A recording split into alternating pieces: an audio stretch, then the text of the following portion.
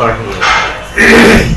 اللہ الرحمن الرحیم وعن ابن عمر رضی اللہ عنہما قال قال رسول اللہ صلی اللہ علیہ وسلم بني الإسلام على 5 شهادة أن لا إله إلا الله وأن محمدا عبده ورسوله وإقام الصلاة وإيتاء الزكاة والحج وصوم رمضان متفق علیہ۔ دیکھیے پچھلی روایت جو حدیث جبریل کی لاحق میں پڑھی ہے اس کی روشنی میں یہ بات آپ کو معلوم ہو گئی ہے کہ ایمان عقائد کے مجموعے کا نام ہے اور اسلام اعمال کے مجموعے کا نام ہے۔ اسلام کے اعمال بہت سارے ہیں لیکن ان میں سے 5 اعمال ایسے ہیں جو بنیادی حیثیت رکھتے ہیں، جن پر ایمان کا دار و مدار ہے، اسلام کا دار و مدار ہے۔ انہی 5 احکام کو یہاں پر بیان کیا گیا ہے اس حدیث مبارک میں۔ حضرت عبداللہ ابن عمر رضی اللہ تعالی عنہ کی روایت ہے، وہ فرماتے ہیں کہ رسول پاک صلی اللہ علیہ وسلم نے ارشاد فرمایا بنی الاسلام علی 5، اسلام کی بنیاد رکھی گئی ہے 5 چیزوں پر۔ گویا اسلام کو یہاں ایک خیمے سے تشبیہ دی گئی جس کے 5 ستون ہیں، جس کے 5 ستون ہیں، جو 5 ستونوں پر عمود پر ٹھہرا ہوا ہے اور دیکھا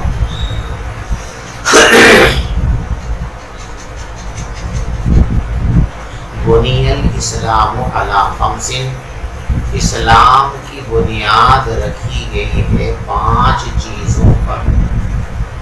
نمبر 1 شہادت اللہ الہ الا اللہ۔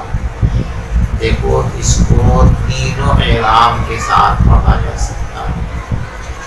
شہادت اللہ الہ الا اللہ جر کے ساتھ آپ اس کو پڑھ سکتے ہیں۔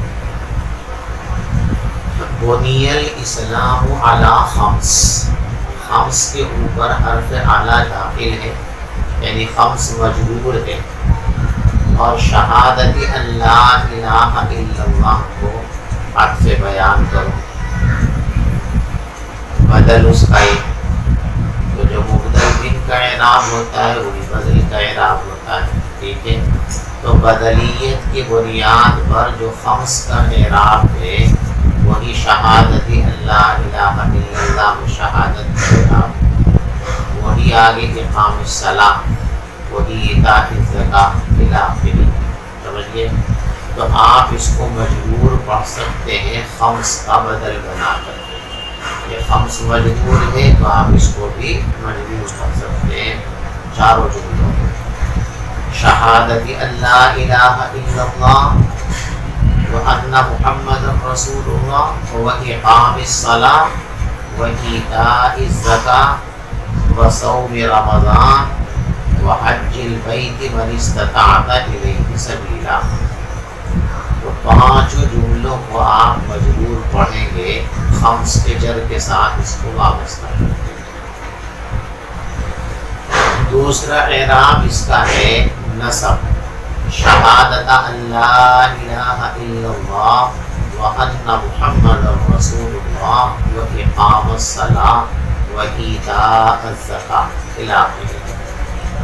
یعنی یہاں پر آنی کو آپ محذوف مانیں گے، اعلیٰ 5 آنی شہادت اللہ الہ، بنیاد اسلام کی 5 چیزوں پر ہے، یعنی توحید و رسالت کی گواہی دینا، نماز قائم کرنا، زکوٰۃ دینا، روزہ رکھنا اور بیت اللہ کا حج کرنا۔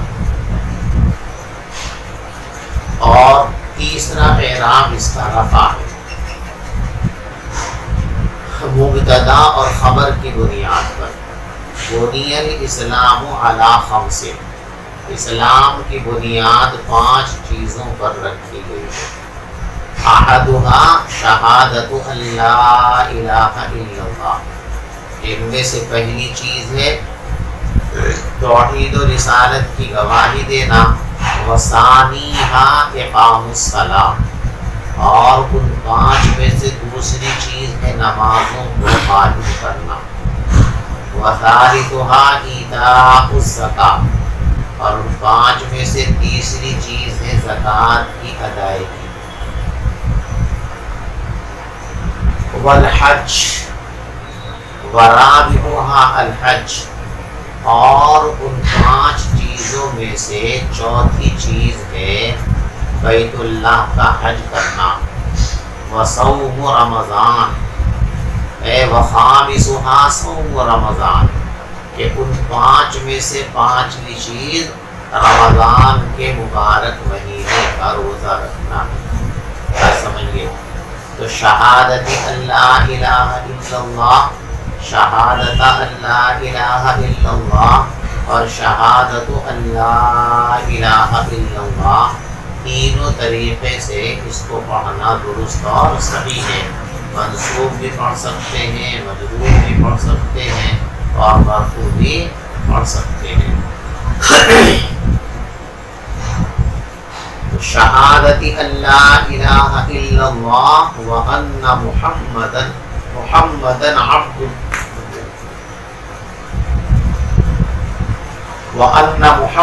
عبدہ ورسولہ، اس بات کی شہادت اور گواہی دینا کہ اللہ کے سوا کوئی معبود نہیں ہے، اور اس بات کی گواہی دینا کہ حضرت محمد مصطفیٰ صلی اللہ علیہ وسلم اللہ کے بندے اور اس کے رسول ہیں۔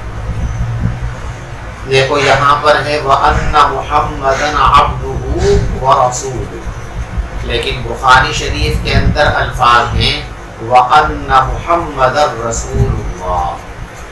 یہ روایت بخاری اور مسلم دونوں سے لی گئی، یہ متفق علیہ روایت ہے۔ تو مسلم شریف کے الفاظ کس طرح ہیں؟ شہادت اللہ الہ الا اللہ وان محمدا عبدہ ورسولہ، لیکن بخاری شریف کے اندر الفاظ اس طرح ہیں شہادت اللہ الہ الا اللہ وان محمدا رسول اللہ، کہ مطلب دونوں کا ایک ہی ہے۔ اس بات کی گواہی دینا کہ اللہ کے سوا کوئی معبود نہیں ہے، اور حضرت محمد مصطفیٰ صلی اللہ علیہ وسلم اللہ کے بندے ہیں اور اس کے رسول ہیں۔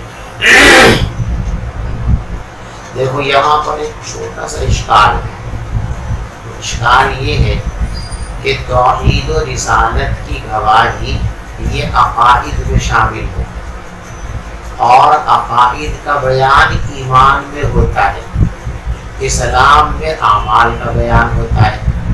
تو یہاں رسول پاک صلی اللہ علیہ وسلم اسلام کی تشریح فرما رہے ہیں، تو اسلام کی تشریح میں اعمال کا تذکرہ ہونا چاہیے، جیسے آگے وہ اقام الصلاۃ و ایتاء الزکاۃ والحج وصوم رمضان میں۔ تو پھر یہاں عقائد کا بیان کیوں ہے؟ تو اس کو اچھی طریقے سے سمجھو، یہ عقائد کا بیان نہیں ہے بلکہ یہ بھی اعمال ہی کا بیان۔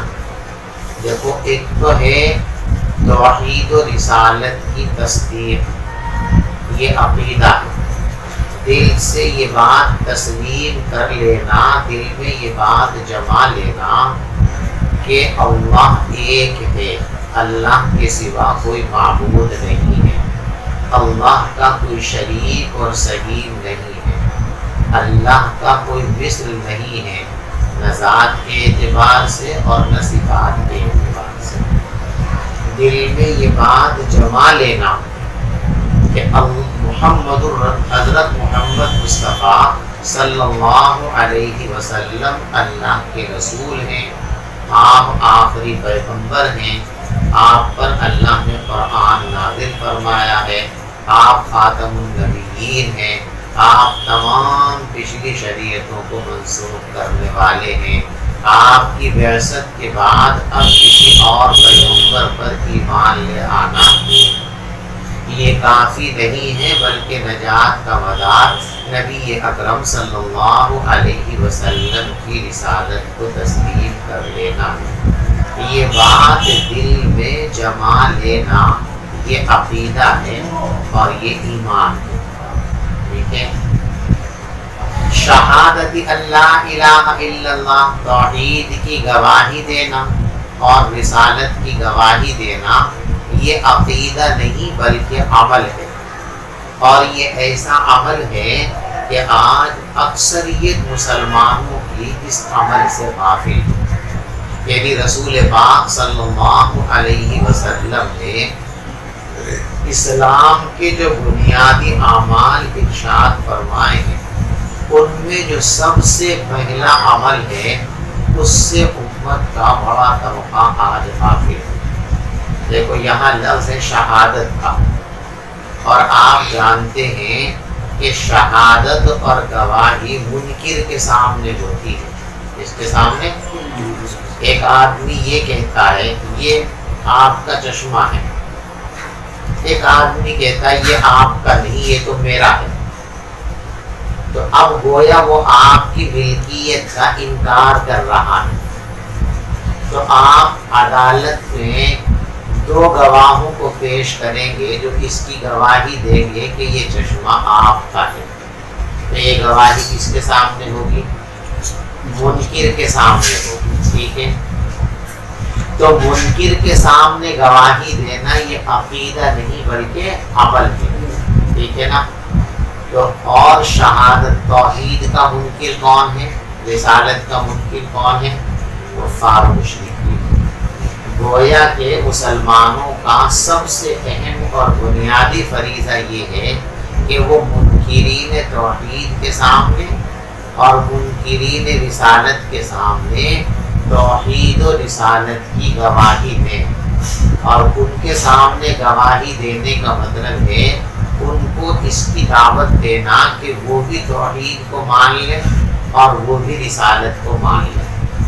تو گویا کہ اسلام کے بنیادی احکام میں سے پہلا حکم یہ ہے کہ آپ ان لوگوں کو جو اسلام کو تسلیم نہیں کرتے، حضور پاک صلی اللہ علیہ وسلم کی رسالت کو نہیں مانتے ہیں، جو اللہ تبارک و تعالیٰ کی توحید کے قائل نہیں ہیں، ایسے لوگوں کے سامنے توحید کی گواہی یعنی توحید کی دعوت پیش کرو، ایسے لوگوں کے سامنے رسالت کی دعوت پیش کرو۔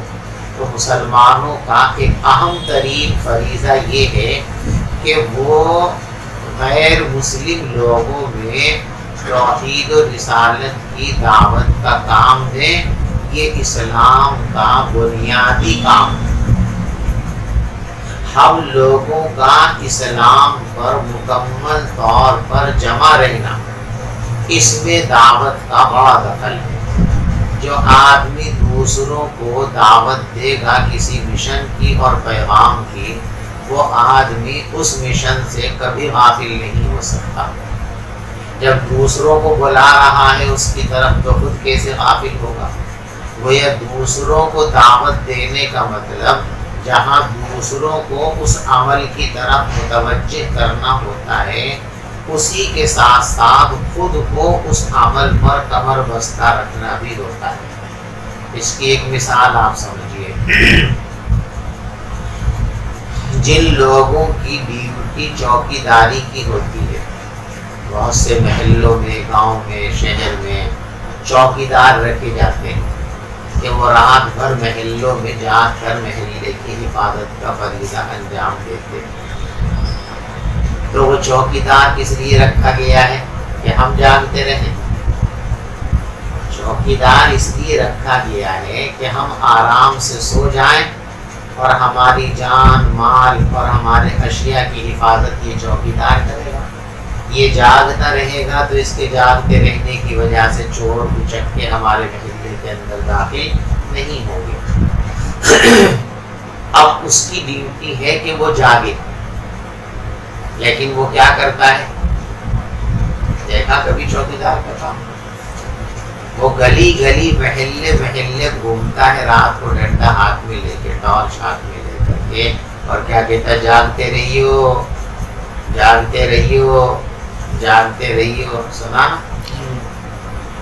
تو جاگتے رہیو، اس کی ڈیوٹی یہ تھوڑی کہ ہمیں جگائے۔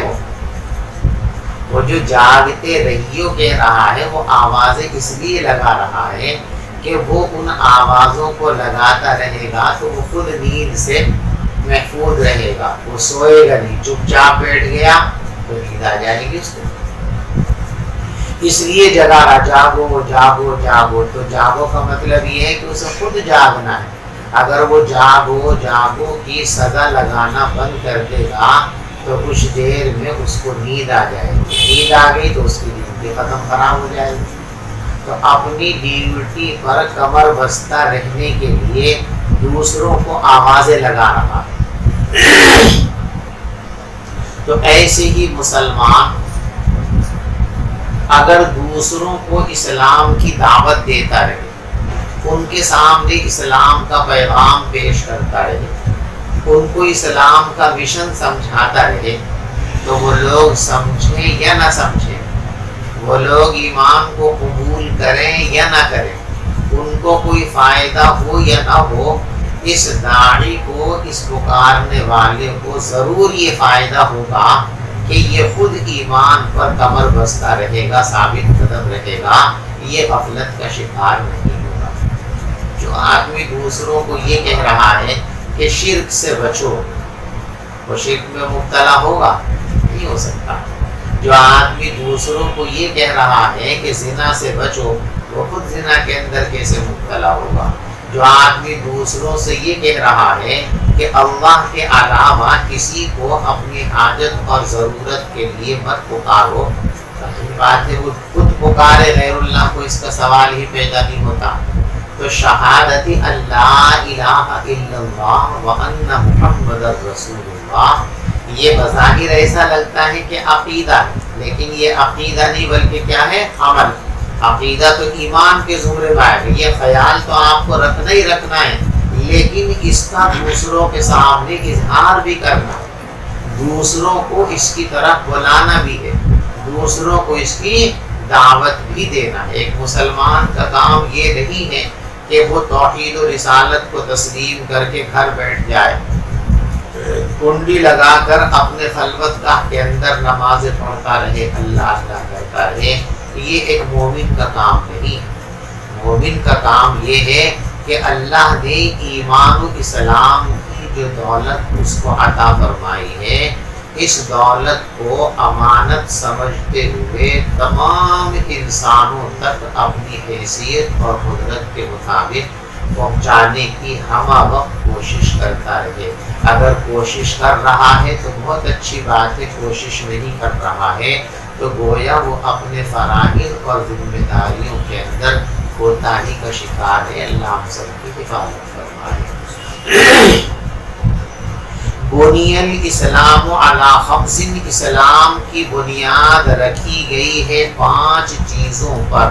نمبر 1، اس بات کی گواہی دینا کہ اللہ کے سوا کوئی معبود نہیں ہے، اور اس بات کی گواہی دینا کہ حضرت محمد مصطفیٰ صلی اللہ علیہ وسلم اللہ کے بندے اور اس کے رسول ہیں۔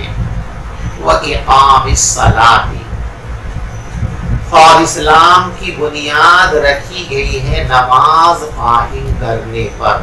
وَإِيتَاءِ الزَّكَاةِ، اور زکوٰۃ دینے پر۔ اقامت صلاۃ اور ایتاء زکوٰۃ، اس کی تفصیل حدیث جبرائیل کے اندر ابھی آپ پڑھ چکے ہیں۔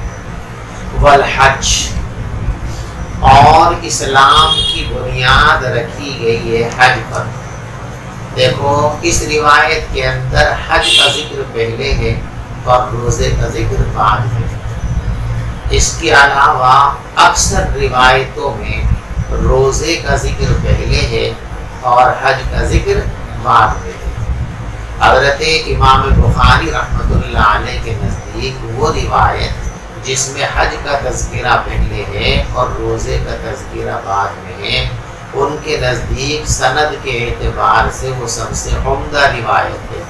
اسی لیے حضرت امام بخاری رحمۃ اللہ علیہ نے اپنی کتاب بخاری شریف میں کتاب الحج کو پہلے رکھا ہے اور کتاب الصوم کو بعد میں رکھا ہے، جبکہ بخاری شریف کے علاوہ حدیث اور فقہ کی تمام کتابوں کے اندر روزے کا بیان پہلے ہے اور حج کا بیان بعد میں ہے۔ تمام کتابوں کے اندر، فقہی کتابوں کے اندر بھی، اور جو فقہی ترتیب پر حدیث کی کتابیں لکھی گئی ہیں ان میں ترتیب یہی ہے کہ پہلے نماز کا تذکرہ ہے، پھر کتاب الزکوٰۃ ہے، پھر کتاب الصوم ہے، پھر کتاب الحج ہے۔ لیکن بخاری شریف کے اندر کتاب الحج پہلے ہے اور کتاب الصوم بعد میں ہے۔ امام بخاری رحمۃ اللہ علیہ نے یہ طریقہ اسی روایت کی بنیاد پر اختیار کیا ہے کہ اس روایت کے اندر حج کا تذکرہ پہلے ہے اور روزے کا تذکرہ بعد میں ہے۔ وصوم رمضان، اور رمضان کے مہینوں کا روزہ رکھنا، روزے کی تعریف وغیرہ سب حدیث جبرائیل کے اندر آپ کو متفق علیہ، متفق علیہ آپ کو بتا دیا، متفق علیہ الشیخان، اس روایت کو حضرت امام بخاری رحمۃ اللہ علیہ اور حضرت امام مسلم رحمۃ اللہ علیہ دونوں نے اپنی کتاب کے اندر ذکر فرمایا ہے۔ اس روایت کو محدثین کی اصطلاح میں کہتے ہیں متفق علیہ، متفق علیہ، یعنی دونوں بزرگوں کا اس روایت کی صحت پر اتفاق ہے۔ وعن أبي هريرة رضي الله عنه قال قال رسول الله صلى الله عليه وسلم الإيمان بضع وسبعون شعبة فأفضلها قول لا إله إلا الله وأدناها إماتة الأذى عن الطريق والحياء شعبة من الإيمان متفق عليه۔ حضرت ابو ہریرہ رضی اللہ تعالی عنہ سے مروی ہے، وہ فرماتے ہیں کہ رسول پاک صلی اللہ علیہ وسلم نے ارشاد فرمایا الایمان بضع و سبعون شعبہ، ایمان کی 70 سے زیادہ شاخیں ہیں، فافضلها قول لا الہ الا اللہ، ان میں سب سے افضل ترین شاخ لا الہ الا اللہ کا کہنا ہے، وَأَدْنَاهَا، اور سب سے معمولی چیز راستے سے تکلیف دینے والی چیزوں کو ہٹا دینا ہے، وَالْحَيَاءُ شُعْبَةٌ مِّنَ الْإِيمَانِ، اور حیا ایمان کا ایک خاص شعبہ ہے۔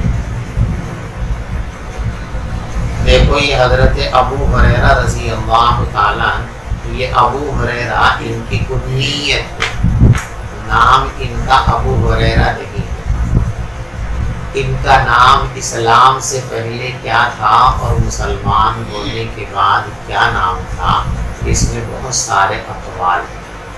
سب سے پسندیدہ قول یہ ہے کہ اسلام قبول کرنے کے بعد ان کا نام رکھا گیا تھا عبد الرحمن، نام ان کا کیا ہے؟ عبد الرحمن۔ ابو ہریرہ ان کی کنیت ہے، ابو ہریرہ کے معنی بلی کے بچے کا باپ، یہ بلی کے بچے کے باپ تھوڑے ہیں۔ حضور پاک صلی اللہ علیہ وسلم نے کبھی کبھی اپنے صحابہ میں سے کسی صحابی کو ازراہ شفقت یا ازراہ تلطف کوئی لفظ استعمال فرما لیا تو حضرات صحابہ کرام کو عشق و محبت کی بنیاد پر وہ اتنا پسند آیا کہ بس اسی کو انہوں نے اپنے لیے عنوان بنا لیا۔ جیسے حضرت علی رضی اللہ تعالی عنہ، وہ ایک مرتبہ اپنے گھر سے کسی بات پر دوپہر کے وقت خفا ہو کر مسجد نبوی میں آ کر لیٹ گئے۔ حضور گھر پہنچے، پوچھا فاطمہ سے کہ علی کہاں ہے؟ انہوں نے بتایا کہ وہ خفا ہو کر باہر نکل گئے۔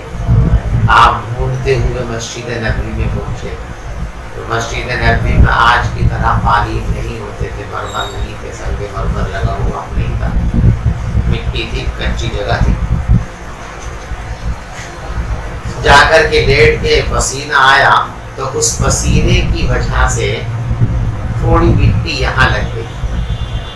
حضور پاک صلی اللہ علیہ وسلم نے آ کر فرمایا قم ابا تراب، اے مٹی کے باپ اٹھو.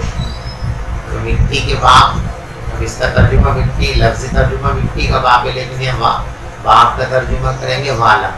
اے مٹی والے اٹھو. تو آپ نے اذراہ تلطف، اذراہ شفقت یہ لفظ استعمال فرمایا. بس یہی حضرت علی رضی اللہ تعالیٰ کی کنیت بن گئی، ابو التراب، ابو التراب، مٹی والا، مٹی والا، مٹی والا. ایسی حضرت ابو ہریرہ رضی اللہ تعالیٰ کے یہاں بلی کا ایک چھوٹا سا بچہ تھا جو انہوں نے پال رکھا تھا اور اس سے بڑا لگاؤ تھا. اسی لگاؤ کی وجہ سے اکثر و بیشتر جب کہیں آتے جاتے تو اس بلی کے بچے کو یہاں آستین میں ڈالا ایسے لے کے ساتھ رکھ دیا کرتے تھے. ان کے اس انس اور قرب کی وجہ سے، لگاؤ کی وجہ سے اذراہ تلطف نبی پاک صلی اللہ علیہ وسلم نے فرما دیا ابا ہریرہ، اے بلی کے باپ. بس یہی کنیت اتنی مشہور ہوئی، اتنی مشہور ہوئی کہ اب ابو ہریرہ تو سب لوگ جانتے ہیں، لیکن ابو ہریرہ کا اصل نام کیا ہے یہ اکثریت کو معلوم نہیں ہے. تو ابو ہریرہ ان کی کنیت ہے، اور یہ کنیت کا پس منظر یہ ہے جو میں نے آپ کو بتا دیا کہ بلی کا بچہ پال رکھا تھا، اس سے بے انتہا شغف تھا. ان کے شغف کو دیکھتے ہوئے پیغمبر علیہ الصلوۃ والسلام نے ایک بار فرما دیا یا ابا ہریرہ. عن ابی ہریرہ رضی اللہ تعالی عنہ قال قال وسلم الایمان بضع و سبعون. دیکھو بضع کے لفظی معنی ہے ٹکڑا. کسی چیز کا ایک ٹکڑا، ایک حصہ علیحدہ کر لیے جائے تو اسے کہتے ہیں بضع اور بضعۃ. تو بضع کے معنی ٹکڑا، بضعۃ کے معنی ٹکڑا. یہاں گنتی کے اندر بھی یہ لفظ استعمال ہوتا ہے. تو 3 سے لے کر 7 تک، یعنی دہائی تو مکمل عدد ہوتا ہے. دہائی کے ساتھ جو اکائیاں جڑتی ہیں ان اکائیوں کے لیے لفظ بضع استعمال ہوتا ہے. 3 سے لے کے 7 تک، 3 سے لے کے 9 تک، 3 سے لے کے 6 تک مختلف اقوال اس سلسلے کے اندر ہیں، ان کو بضع کہا جاتا ہے. زیادہ مشہور یہ ہے کہ بضع سبع کے معنی میں استعمال ہوتا ہے، اور ایک روایت کے اندر جو ہے اس کی صراحت بھی موجود ہے.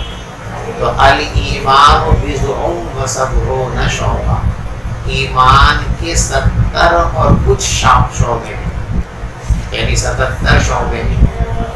دیکھو یہاں بضع و سبعون کا لفظ ہے، اور حضرت امام بخاری رحمۃ اللہ علیہ نے جہاں اپنی کتاب میں اس روایت کو ذکر فرمایا ہے، امام بخاری رحمۃ اللہ علیہ کی روایت کے اندر 60 کا لفظ ہے. بضع و 60 شعبہ، ایمان کی 60 سے کچھ زیادہ شاخیں ہیں.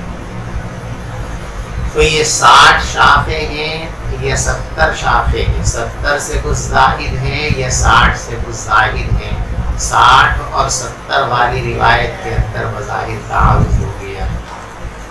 بعض لوگوں نے اس کے بارے میں یہ کہا ہے کہ دونوں روایتوں، جب دو روایتوں کے اندر تعارض ہو بظاہر، تو جو روایت اپنے اندر سند کے اعتبار سے زیادہ قوت رکھتی ہو اس کو ترجیح دی جاتی ہے. تو یہاں امام مسلم رحمۃ اللہ علیہ کی روایت میں سبع و سبعون، بضع و سبعون کا تذکرہ ہے، اور امام بخاری رحمۃ اللہ علیہ کی روایت میں بضع و 60 کا تذکرہ ہے.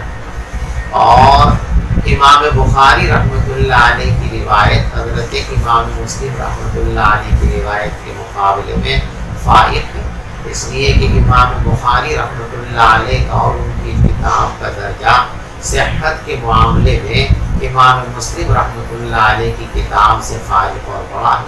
سب سے پہلا درجہ بخاری شریف کو حاصل ہے. تو اس لیے بعد نے تو یہ کہا کہ 70 اور 60 میں اختلاف ہے، تو 60 والی روایت چونکہ بخاری شریف کے اندر ہے اور اس کو فوقیت حاصل ہے، لہذا 60 والی کو ترجیح دی جائے.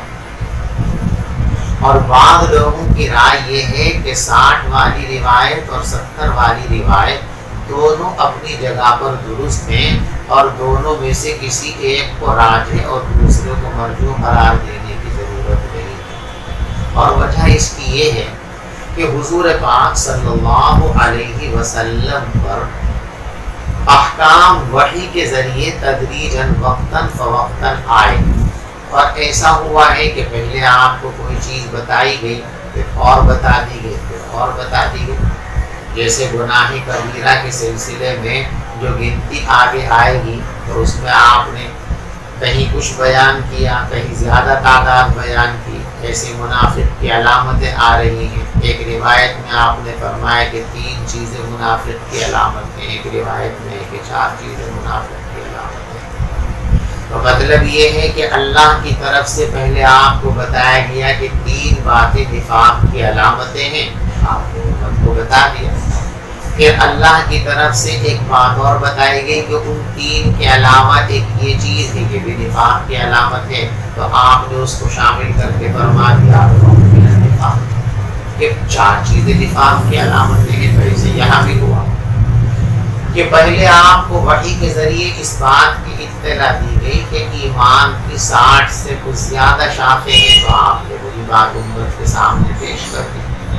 پھر دوبارہ وحی آئی تو اس کے اندر آپ کو آگاہ فرمایا گیا کہ 70 سے کچھ زیادہ شاخیں ہیں، تو آپ کو بیان فرما دی۔ تو 60 کی روایت بھی اپنی جگہ پر درست ہے اور 70 کی روایت بھی، کہ پہلے آپ نے 60 بیان فرمایا، جب وحی کے ذریعے مزید باتیں آپ کو معلوم ہوگی تو ان کو شامل کر کے آپ نے 70 کر کے استعمال فرما دیا۔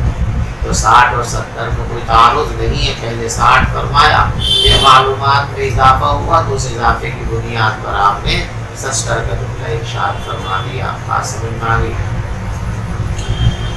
اور بعض حضرات یہ فرماتے ہیں، اور یہ بات سب سے زیادہ مناسب ہے، کہ یہاں 60 اور 70 میں کوئی تعارض نہیں، اس لیے کہ تعارض اس وقت ہوتا جب 60 یا 70 یہ تعدید اور تحدید کے لیے ہوتا۔ تعدید عدد بیان کرنا، تحدید حد بیان کرنا۔ یہ تعدید اور تحدید کے لیے نہیں بلکہ یہ تکثیر کے لیے۔ جیسے ہر زبان کے اندر کچھ لفظ ایسے ہیں کہ جو کثرت پر دلالت کرنے کے لیے بولے جاتے ہیں۔ اردو زبان کے اندر بھی ایسے لفظ بہت سارے کہتے ہیں نا، میں تجھ جیسے سینکڑوں دیکھے، کہتے ہیں نا، تو گن رکھے سینکڑوں۔ یہاں سینکڑے اور 100 کا مطلب کیا ہے؟ یعنی کہ گن کر کے 100 دیکھے تک کثرت بیان کری، بہت ساری چیزیں۔ ایسے تو سینکڑوں ہیں، سینکڑوں کا مطلب 100 نہیں، 200 400 500 نہیں، بلکہ مراد کیا کثرت، یعنی اس طرح کی چیزیں بہت ہوتی ہیں۔ ٹھیک ہے نا؟ میں 10 مرتبہ یہ کام کر چکا ہوں، کہ گن کر کے 10 مرتبہ کیا ایک ساتھ، 1 9 4 5 ایسا نہیں ہے، بلکہ کیا ہے، یعنی متعدد بار یہ کام میں کر چکا ہوں۔ تو جیسے عربی زبان اردو زبان کے اندر بھی اور دوسری زبان کے اندر بھی کچھ عدد جو ہے کثرت کو ظاہر کرنے کے لیے ہوتے ہیں، کہ اہل زبان جب کسی چیز کی کثرت کرنا چاہتے ہیں تو اس کے لیے وہ لفظ بول دیتے ہیں۔ ایسے ہی عربی زبان کے اندر 6 اور 7 اور 60 اور 70 یہ کثرت کے لیے ہے۔ تو دونوں موقعوں پر آپ کا مقصد ہے کثرت کو بیان کرنا، اور کثرت پر 60 بھی دلالت کرتا ہے، کثرت پر 70 بھی دلالت کرتا ہے۔ تو ایک موقع پر آپ نے فرما دیا کیا جزعم و ستون کہ 60 سے کچھ زیادہ شاخیں ہیں، اور ایک موقع پر آپ نے فرما دیا جزعم و سبون 70 سے زیادہ شاخیں ہیں، لہذا 60 اور 70 میں کوئی تعارض نہیں ہے۔ 70 کا مفاد بھی کثرت ہے اور 60 کا مفاد بھی کثرت ہے، یعنی بہت سارے ایسے اعمال ہیں جو ایمان کی شاخ کا درجہ رکھتے ہیں، ایمان کے شعبے کا درجہ رکھتے ہیں۔ آپ سمجھ میں آ گئی؟ الایمان بضع و سبعون شعبہ، ایمان کی 70 سے کچھ زیادہ شاخیں ہیں۔ بس آگے کسی انشاءاللہ کر سکیں گے.